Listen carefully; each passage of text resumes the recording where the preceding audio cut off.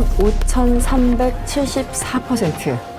IMF가 발표한 베네수엘라의 2018년 인플레이션 수치입니다. 10,000원이면 샀던 물건을 650만 원을 주고 사야 한다는 뜻이죠. 올해는 210%까지 떨어졌다고는 하지만 우리로서는 여전히 눈을 의심할 정도의 수치입니다. 이처럼 인플레이션이 극심해지자 화폐 가치의 의미는 거의 사라진 상황인데요. 실제로 물건을 구입할 때 화폐 단위가 아닌 화폐 무게로 계산하거나 물물 교환이 이뤄지는 등의 모습을 볼 수 있습니다. 심지어 길거리에 지폐가 나뒹굴고 화폐로 공예품을 만들어 팔기도 하는 등 말 그대로 화폐가 휴지 조각이 된 상태입니다. 하지만 베네수엘라의 혼돈은 여기서 끝나지 않았죠. 2018년 대선 당시 니콜라스 마두로 대통령의 재선 결과에 대해서 부정선거 의혹이 제기됐고 대선 결과에 불복한 야권 지도자 후안 과이도가 임시 대통령을 맡겠다고 선언했는데요. 미국과 영국을 비롯한 60여 개국도 마두로 연임에 반대하면서 과이도를 베네수엘라 지도자로 인정했고 베네수엘라는 한 지붕 두 대통령 체제가 됐습니다. 이런 체제는 2022년 현재까지도 이어지고 있죠. 국가 경제와 정치 모두 혼란을 겪고 있는 상황인데요. 그렇다면 베네수엘라는 왜 이런 혼돈 속에 빠져버린 걸까요? 안녕하세요. 저는 이승원이고요. 오늘은 베네수엘라에 대해서 조금 더 가까이 들여다보겠습니다.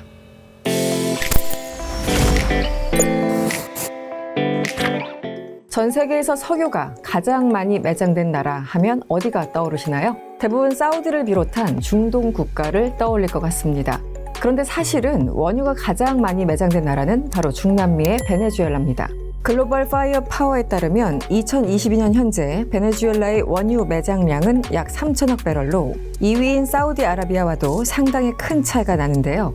이 사실만 본다면 앞서 말씀드린 베네수엘라의 경제 상황에 대해서 의문이 생기실 겁니다. 대체로 산유국들은 부유한 나라가 많기 때문이죠. 사실 베네수엘라의 경제가 무너진 것은 그렇게 오래전 일은 아닙니다. 잠시 과거로 돌아가 보겠습니다.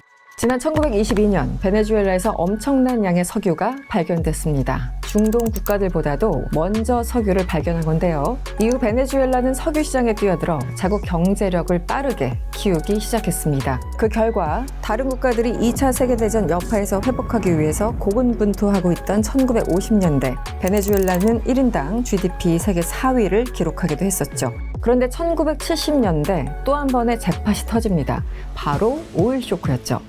오일 쇼크를 간단히 설명하자면 이스라엘을 지원하는 미국을 겨냥해서 사우디아라비아, 이집트 등의 산유국들이 석유 가격을 대폭 인상했던 사건을 말하는데요.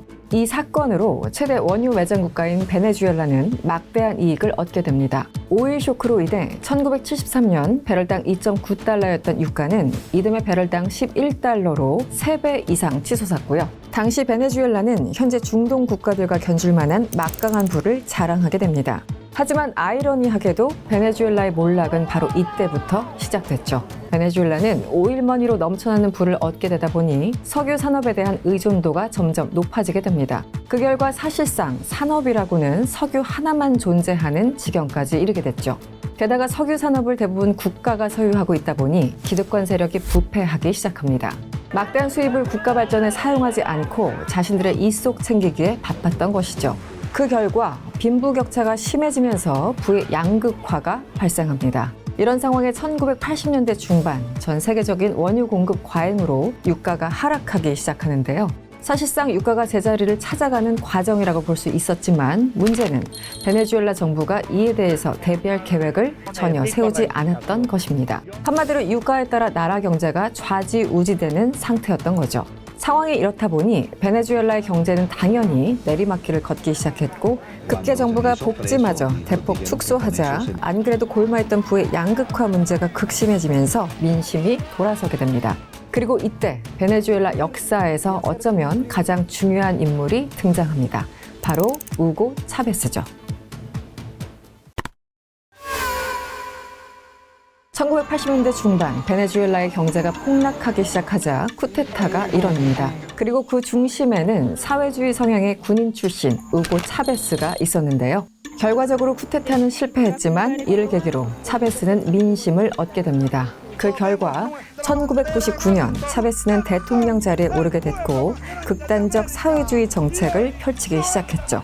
차베스의 초반 정책은 나름 성공적이었습니다. 이전에 기득권들이 부를 축적하면서 빈부격차를 심화시킨 것과 반대로 복지를 크게 늘렸기 때문인데요. 차베스는 빈곤층에게 무상 의료와 무상 주택을 제공하고 편의시설과 공공시설 등의 사회 인프라를 구축했습니다. 게다가 시장 가격을 정부가 통제해서 판매자가 책정한 금액보다 낮은 가격으로 물건을 구매할 수 있는 정책까지 만들었는데요. 이와 더불어 때마침 유가가 다시 오르면서 경제가 회복됐고 차베스는 민심을 확실히 사로잡을 수 있었습니다. 그 결과 개헌을 통해 연임 제한을 없애며 장기 집권의 토대를 만들었고 실제 4번의 연임에 성공하게 됩니다.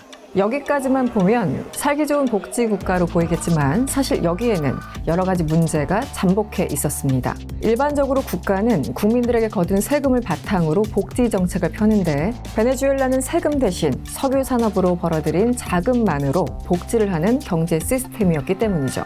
게다가 무리하게 시장을 통제하다 보니 기업들은 물건을 생산해 판매를 하더라도 이득을 보기 어려워 공장이나 농업을 포기하게 됐습니다. 그 결과 실직자와 빈곤층이 늘어났고 석유 산업으로 벌어들인 돈을 복지에 더욱 쏟아 부어야 하는 탓에 국가 발전을 위한 기술 투자는 등한시하는 악순환이 반복됐습니다. 그리고 이 문제는 베네수엘라의 경제를 크게 흔들게 됩니다. 베네수엘라와 같이 산업이 매우 제한적인 국가는 산업 다변화를 이뤄야 합니다. 사우디아라비아가 산업을 확대하는 이유도 바로 이런 맥락이죠. 게다가 베네수엘라의 원유는 특수성을 가졌습니다. 원유는 대개 2가지 종류로 나눌 수 있는데요. 품질유주와 따로 정제할 필요 없이 바로 수출이 가능한 경질유와 품질이 낮아 정제 작업을 반드시 거쳐야 하는 중질유가 있습니다. 베네수엘라에 매장되어 있는 원유는 중질유입니다. 따라서 고도의 정제 기술이 필요한데요. 문제는 베네수엘라가 정제 기술을 개발하지 않았던 것이죠. 때문에 외국 기업의 정유 기술에 의존해서 원유를 수출해 왔는데요. 2000년대 후반 차베스는 국가 수익을 늘리겠다는 이유로 외국계 정유회사를 강제로 퇴출하거나 국유화하기 시작합니다. 그리고 이 결정은 최악의 결과를 낳게 됩니다. 노후화된 정유시설을 재설비할 기술력이 없어서 원유 수출이 어려워졌기 때문이죠. 결국 베네수엘라는 세계 최대 원유 매장 국가임에도 수출을 하지 못하는 나라가 된 것이죠. 황금거의 배를 스스로 갈라버린 꼴이 된 것이 아닌가 싶은데요. 이런 상황에 2013년 우고 차베스는 암으로 사망했고 그 뒤를 현 대통령인 니콜라스 마두로가 이어가게 됩니다. 그렇다면 대통령이 바뀌었으니 베네수엘라의 상황도 크게 달라졌을까요? 결과적으로는 아니었습니다. 스스로 차베스 신봉자라고 공언할 정도였던 마두로가 그의 정책을 그대로 이어가려 했기 때문이죠. 게다가 이때 유가가 다시 하락하기 시작했고 베네수엘라 원유 최대 수입국이던 미국과도 마찰을 빚게 됩니다. 정유회사 국유화 과정에서 미국 회사를 퇴출하면서 관계가 틀어지기 시작했고 2010년대 쉐일 혁명이 시작되자 반미 정권인 마두로 정부는 미국 쉐일 업체를 압박하기 위해 원유 수출을 대폭 늘리기 시작합니다. 이에 대해 미국 정부는 경제 제재로 맞대응하는데요. 안 그래도 위태롭던 베네수엘라의 경제가 다시 크게 흔들리기 시작합니다. 하지만 이런 상황에도 마두로는 민심을 얻기 위해 복지 정책을 이어가야 했는데 국가는 자금이 없었죠. 때문에 그가 선택한 것은 돈을 찍어내는 일이었습니다. 그 결과 시장에는 많은 돈이 풀리기 시작했고 이에 따라 화폐의 가치는 폭락하면서 인플레이션이 극심해지기 시작합니다. 연간 인플레이션은 2015년 처음 세 자릿수에 진입하더니 2016년에는 약 254%, 2017년에는 약 438%로 폭증했고 정점에 이른 2018년에는 6만 5천%를 넘긴 겁니다. 마두로 정부는 이를 해결할 대책으로 100만 볼리바르를 1볼리바르로 낮추는 화폐 개혁을 시행하기도 했지만 효과는 미비했습니다. 여전히 국민들은 빈곤에 시달려야 했고 극심한 식량량 때문에 국민 평균 체중이 11kg 이상 줄어 마두로 다이어트라는 신조어가 생겼을 뿐만 아니라 2018년에는 베네수엘라가 의약품 구매 대금을 다이아몬드와 같은 귀금속으로 대신 지급하겠다고 제안한 것이 밝혀지기도 했습니다.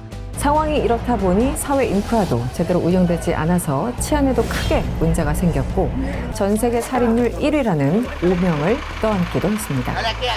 중남미 최고의 부유국에서 빈곤국으로 전락한 베네수엘라. 극단적인 경제 위기를 겪고 있지만 최근 회복세가 보이기 시작했는데요. 여전히 이해하기 힘든 수치이긴 하지만 2022년 베네수엘라의 인플레이션은 200%대로 떨어졌고 미국의 베네수엘라에 대한 원유 수출 제재 일부도 해제될 것으로 보입니다.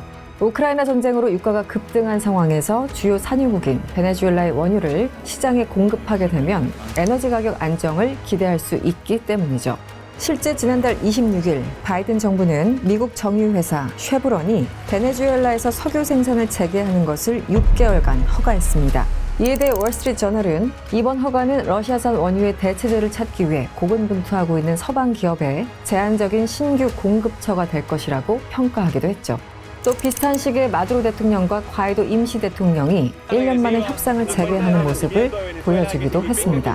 하지만 일각에서는 베네수엘라가 갑자기 많은 양의 원유를 생산하기는 힘들 것이라고 관측하기도 합니다. 수년간 경기 침체가 이어져서 시설 투자가 멈추면서 생산 역량이 크게 떨어졌기 때문이죠. 그렇다면 과연 베네수엘라는 과거의 영광을 되찾을 수 있을까요? 월드 클로즈업 이승원이었습니다.